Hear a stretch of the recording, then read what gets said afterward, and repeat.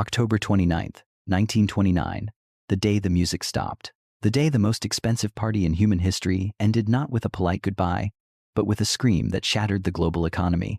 But before we get to the blood on the floor of the New York Stock Exchange, you have to understand the party itself, because, man, what a party it was. The 1920s in America weren't just roaring. They were screaming down the highway at 100 miles an hour with no brakes and a trunk full of bootleg whiskey. We had just won the war and become the factory of the world. Everything was new: jazz, cars, radios. It felt like humanity had leveled up and beaten the old rules of economics. Leading economists called it a permanent plateau of prosperity, claiming with a straight face that stocks would never go down again. Wall Street became the new national religion. It wasn't just for rich guys in top hats anymore. The grocer, the butcher, and the mechanic were all checking the ticker tape. Buying a share of a company like RCA was like buying a winning lottery ticket that never expired.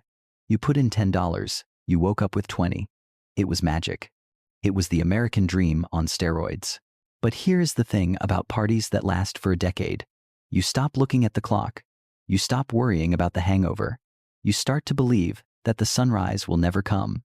But the sun always comes up, and in 1929, it rose on a country that had forgotten the difference between being rich and just being drunk on debt.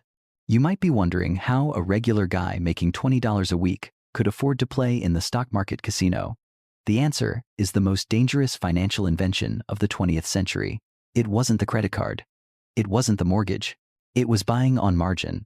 Imagine you want to buy a car that costs $100. But you only have $10 in your pocket. In the real world, the car dealer tells you to take a hike. But in the fantasy world of 1920s Wall Street, the broker welcomes you with open arms. He takes your $10 and says he will lend you the other $90. You now own the full $100 stock. This is called leverage. And when the market is going up, leverage feels like a superpower. Let's say the stock goes up just 10%. It is now worth $110. You sell it, pay back the $90 you borrowed, and you keep the 20. Do the math. You started with $10. You ended with 20. You just doubled your money on a 10% move. You are a genius. You are a financial wizard. You quit your job at the factory because you make more money in an hour of trading than you do in a month of welding. This was the drug that hooked the entire nation. By 1929, there was more money on loan to buy stocks than there was actual money circulating in the entire U.S. economy. It was a house of cards built on IOUs.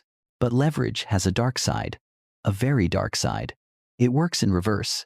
If you put down your $10 and borrow $90, and the stock drops just 10%, the stock is now worth $90. That is exactly what you owe the broker. Your $10 of equity? It's gone, vaporized. And the broker isn't going to wait for the stock to go back up. He is going to make the dreaded margin call. He calls you on the telephone and says, "Pay me now, or I sell your stock." If you don't have the cash, he sells it instantly. And because millions of people were doing this, they were all linked together like mountain climbers roped to the same cliff. If one slipped, he pulled the next guy down. If enough people slipped, the whole mountain would come down. But in 1928, nobody was thinking about falling. They were too busy counting their imaginary millions. There were stories of valets and cooks becoming millionaires overnight. There was a story of a guy who threw a dart at a page of stock listings, bought whatever it hit, and retired to Florida. The skepticism was dead. Prudence was for losers. If you weren't in the market, you were essentially throwing money away. It was a mass delusion, fueled by cheap debt and the absolute certainty that trees could grow to the sky. By the summer of 1929, the vibe had shifted from excitement to mania. The market was overheating, but nobody wanted to be the first one to leave the party. There is a famous legend about Joseph Kennedy. He was the father of JFK and a major Wall Street player. The story goes that one day in 1929, he sat down to get his shoes shined. The Shoeshine Boy, a kid who probably made pennies a day, looked up at him while buffing his leather shoes. The boy didn't ask for a tip. He gave Kennedy a tip. He told Kennedy that he should buy shares in Hindenburg Oil or some railroad stock because it was sure to go up. Kennedy smiled, thanked the boy, and walked away. But as he walked back to his office, a cold realization hit him. He thought to himself that when the Shoeshine Boy is giving out stock tips, the market is officially broken. Think about it. The stock market relies on a steady stream of new buyers to push prices up. The rich guys buy first, then the middle class buys, then the regular workers buy. But when the shoeshine boy is fully invested, when the absolute bottom of the economic ladder has put their last penny into the market, there is nobody left to buy. The pool of greater fools has run dry. Kennedy went to his office and sold everything. He shorted the market, betting it would go down. He was one of the few who saw the cliff edge approaching. But for everyone else, the party was getting wilder. People were taking out second mortgages on their homes to buy stocks. Companies were using their own corporate cash to gamble on the stock market instead of building factories. It was a feedback loop of pure greed. The market went up because people bought, and people bought because the market went up. It defied gravity. It defied logic. It was a psychological experiment involving an entire country, and the cracks were starting to show. In September, the market wobbled. It dipped. A few nervous people sold, but the experts rushed into the newspapers to calm everyone down. They said it was just a healthy correction. They said stocks were on sale. They told people to buy the dip, and people listened. They doubled down. They borrowed even more money to buy the dip, convinced that the rebound would make them rich. They were loading up the Titanic with extra passengers just as the iceberg came into view. The end of the world began on a Thursday, October 24th, 1929, Black Thursday. The market opened, and suddenly, there were no buyers. Usually, the trading floor was a noisy place, but there was a rhythm to it. On this morning, the rhythm broke. Prices started to slide, and then they started to fall, and then they started to plunge. Remember those margin loans? As prices dropped, thousands of brokers picked up their phones and made margin calls. Send more money or we sell. But nobody had more money, so the brokers sold. This automatic selling drove prices down further, which triggered more margin calls, which triggered more selling. It was a nuclear chain reaction, but the real horror of 1929 wasn't just the falling prices. It was the technology. The stock market ran on the ticker tape. This was a machine that printed stock prices on a long strip of paper. It chugged along, ticking out the latest trades. But the ticker tape had a speed limit. It could only print so many characters per minute. On Black Thursday, the volume of selling was so massive, so violent, that the machine literally couldn't keep up. Imagine checking your banking app and seeing a balance from 3 hours ago, while you know a robbery is happening right now. That was the situation.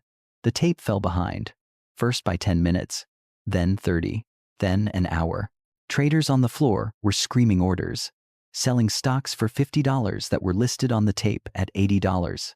People in brokerage offices across the country were watching the tape, thinking they were safe, thinking they still had money, but in reality, they were already bankrupt. They were watching a ghost of the past. The lag created a fog of war. Nobody knew what anything was worth. Panic is bad, but blind panic is worse. By noon on Thursday, the market was in freefall. A group of powerful bankers met across the street at J.P. Morgan's office.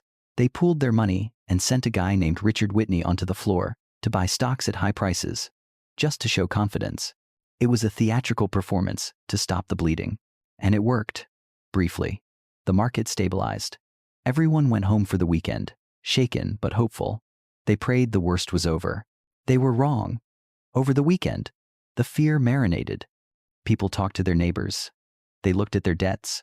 They realized the bankers couldn't save them forever. When the bell rang on Tuesday, October 29th, Black Tuesday, there were no bankers coming to save the day. It was pure, unadulterated liquidation. It wasn't a sale. It was a fire sale. People weren't selling to make a profit. They were selling to survive. They were dumping stocks at any price. Sell at market was the only order being shouted. Top-tier companies, the Apples and Amazons of their day, lost huge chunks of their value in minutes. White-collar men, who had walked into the office as millionaires, walked out, owing money they could never repay in 10 lifetimes. The floor of the exchange was covered in torn paper, broken collars, and grown men crying openly.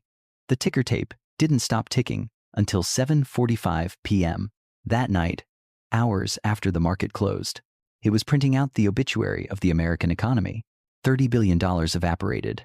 That was more than the cost of World War I. It wasn't just a bad day. It was a reset of the global financial system. If the story ended with some rich gamblers losing their shirts, it would just be a morality play. But the stock market crash was just the trigger. The bullet was aimed at the banking system. In 1929, banks were not safe places. There was no insurance on your deposit. If the bank went bust, your money died with it. And American banks had been very naughty. They had taken the money from your savings account, the money you were saving for your kids' education, and they had lent it to speculators to buy stocks. When the market crashed, those loans became worthless. The banks had a hole in their balance sheet the size of the Grand Canyon. Rumors started to spread. In a small town, someone would whisper, "I heard the bank is in trouble." That is all it took. The psychology of a bank run is terrifying. It is a self-fulfilling prophecy. Even if the bank is healthy, if everyone believes it is sick, it dies. You see your neighbor running to the bank to pull his cash out. You think, "I trust the bank, but if he takes his money and she takes her money, there won't be any left for me." So you run too. Crowds gathered outside, locked doors.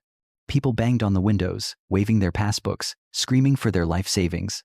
Inside, the tellers were counting out the last of the cash until the vault was empty. Then they pulled the blinds down. When a bank failed in 1929, it didn't just close for the day. It closed forever. Families who had never bought a stock in their lives, who had saved every penny, were wiped out instantly. The contagion spread like a virus. One failing bank would bring down the local businesses that relied on it. Those businesses would fire workers. Those workers couldn't pay their mortgages, which caused more banks to fail. 9,000 banks collapsed. Imagine that. 9,000. There were towns in America where there was simply no money. Not, "I don't have money," but money does not exist here anymore. People had to go back to bartering. They traded eggs for shoes. Doctors accepted chickens for checkups. The sophisticated machinery of the modern economy had rusted shut. The Vanishing Act was complete. The wealth of the Roaring Twenties turned out to be a hallucination. The hangover from the party was the Great Depression. And it wasn't just a recession. It was a different reality. We look at the unemployment numbers today and freak out if it hits 6%. By 1933, unemployment in the United States was 25%. 1 in 4 men had no job. In some cities, it was 50%. But numbers are dry. The reality was visceral. Men who had been accountants and engineers put on their best suits every morning and stood on street corners selling apples for 5 cents. Not because they wanted to be fruit sellers, but because it was the only way to retain a shred of dignity. Homelessness exploded. But these weren't just people sleeping on benches.